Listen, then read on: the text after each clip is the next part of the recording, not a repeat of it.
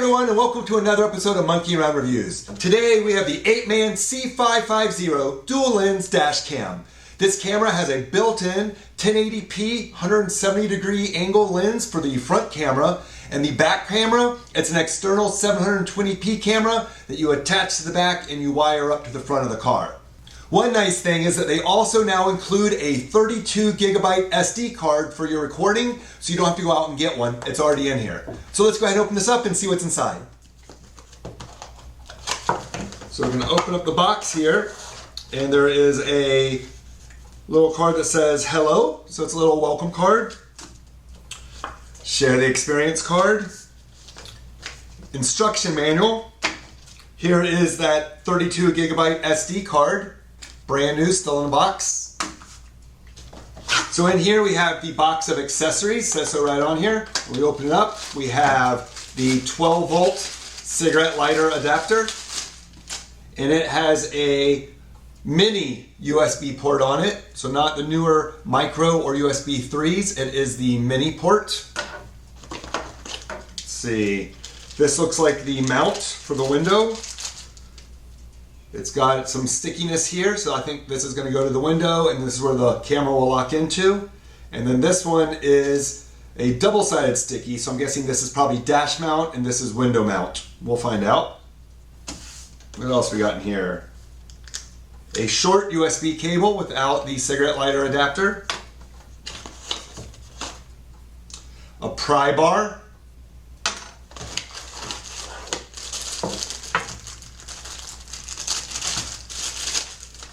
And then we got the external camera here. So there's the camera, a really long cord, and then we've got the plug here to plug it into the camera.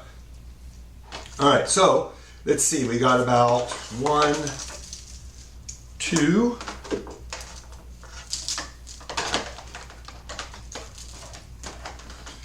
3, 4. So it's almost 4 arm lengths. So that should be around 24 feet, somewhere in there of a length of cable.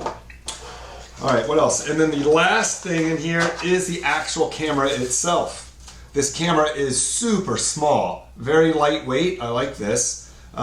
Here is that hook that I was thinking was going to be there for this. So this will go right on there, and that's how you'll mount it onto your dash, like that. Or sorry, on your window, like that. So this will mount to the window. And then this camera, you can tilt forward like that, and it'll be able to look out the window. And if you want to go on your dash, it'll go right on here like that with the dash. So you can actually change the angle of this depending on how you mount it or the steepness of your windshield. So that being said, this is actually a replacement sticker for this. So let's say you mount it and then you want to move it later and you can't use this stickiness. This is a replacement sticky, so you can reuse this one mounting piece wherever you want to put it. Alright, so what we got on this camera is a couple of different things. So one, we have the camera angle here that can be set for the lens. On the back here is the power, that's where the USB goes, and then you see 2 ports there. One is for the external rear camera, that'll go right in here, and the other one is if you want to use an external GPS, so it's tracking where you're going on the camera. The side here, this is your SD card slot. On the other side there is nothing, it's just the microphone hole. And then up here on the top is all your buttons. So that's your 2-inch screen. Then you have a power button, you have a menu button on this side, your record button here, and then you have an up and down for when you're going through the menus. So that's pretty much all there is to this. So I'm going to go outside and we're going to set this up and see how it works. Be right back. Alright, so we're outside and we're taking a look at how I did the install here. So as you take a look, the camera is right here. Now you'll notice some other cameras. This is my backup camera. This is my old dash cam that no longer works. So this is the one that we're going to be looking at. So basically I've mounted it to the top here. I drilled a hole here where the wire goes through and into the van, and we'll see where it comes out on the other side. Alright, so we've moved to the inside of the van. So basically I ran the wire all the way from the back to the front. The wire for me just made it. Here's the end of it right here. You'll see here my old cable. Once again, this camera did not work anymore, so that's why I've gone with this new one. The power is actually the same power plug as the new one, so I'll be able to reuse the power. And I'll probably end up pulling this old camera cable back since it doesn't work and it doesn't fit into the new camera. So I will be using this one. As you see right down here, this is where I have mounted that piece of black plastic that has the hook on it. And it's as simple as we just take the camera, tilt it forward.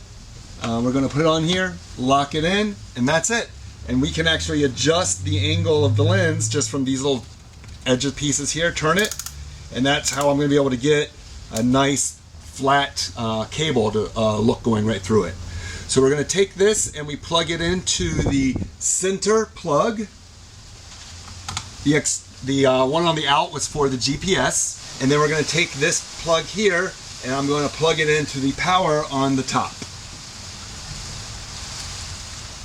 Just like so. All right, so we're just going to turn the vehicle on. Let me get the keys. And that should turn the camera on.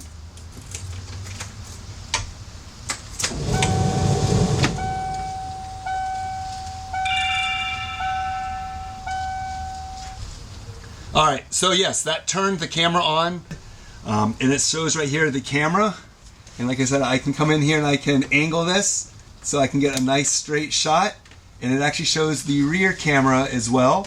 And then it says things like 1080p plus 720p, the time, the date, and everything else. So let me go ahead and disconnect this from here so we can take a better look at it.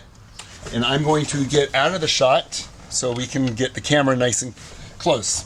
All right, so the first thing I'm going to do is I'm going to take the SD card and I'm going to put the SD card in here. So just in there, pops in. Now if you take a look at this, it'll say here on the top, video. It looks like it's doing 3-minute records. My settings for exposure at 0. It's going to record audio. The date and time are not set yet. Over there it says there's an SD card. And up here it says it's going to do 1080p and 720p. And there's an hour and 40 minutes and 37 seconds of time for recording on here. So if I hit power, it turns it off. Hit power again, turns it back on. So that's your screen on and off. I'm sure if I hold it, it's going to actually go through a off cycle. Hold it again. It should come back on. So holding the button is the actual on and off. Pressing it is just screen on and off. The other side is menu. So you have a resolution choice. So if we hit that, it gives you 1080p, 720p, or VGA. Display mode. Picture-in-picture, front camera only, back camera only, or split screen. I like the picture-in-picture, we'll leave that. Loop recording, 1 minute, 3 minute, or 5 minutes, or off. So we'll have it record every 3 minutes. WDR, on or off. Exposure, it's set to 0. Motion detection, I have off. So that's set that if it realizes that the car's moved, it's going to start recording. Record audio, on or off. A date stamp, on or off. The G sensor, that is off, low, medium, or high. That's also like if the car realizes it's been hit, it's going to start recording. Parking monitor, on or off. License plate number, on or off. So that'll record with your license plate on there so you can know which vehicle it's for. GPS, on or off if you have the external GPS plugged up there. Speed unit, miles or kilometers. And then that's it. There's a second menu here. So you can set your date and time. The screensaver, which is when you turn the screen, how long you want it to be on or off for before it goes to the dark after you're looking at it. So I actually want that to be on at all times. You can auto power it off, change your frequencies to 50 and 60. That beep sound, you can turn it off and on. Startup sound, you can have it off or on. Change your language. You can format the SD card, and you can all go back to your default settings. And then it's showing me that my version is 1.0. Then we hit menu again, and it takes it out. So a lot of settings in there, basically it's letting you choose if you want picture-in-picture, so you can see the rear camera that's up there it's in the same place, or if you want it on a split screen, or if you want it to be one or the other.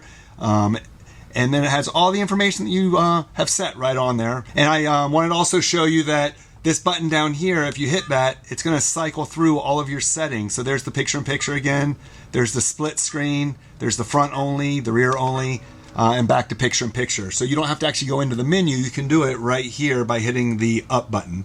The down button, it's not really doing anything right now, so I'm not too sure if that does anything in this mode.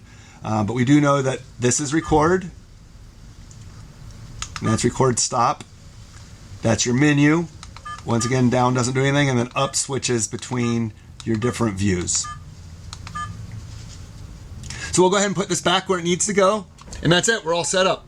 It was pretty quick. I think I did the whole thing in under 10 minutes. Most of it was just getting the wire from the back of the vehicle to the front of the car. Obviously, I've done it before, so it was pretty fast. And it is a van, so I'm not really having to hide it underneath seats and underneath panels. It's actually just going right across the top into crevices that I already had. And then I go up and over through the ceiling piece here, and then it drops out through the top right up here. Once again, this has been Monkey Around Reviews with the Apeman C550 dual lens dash cam. If you've used a dash cam like this before, I'd love to hear about it in the comments below. And as always, make sure you like and subscribe. Hmm?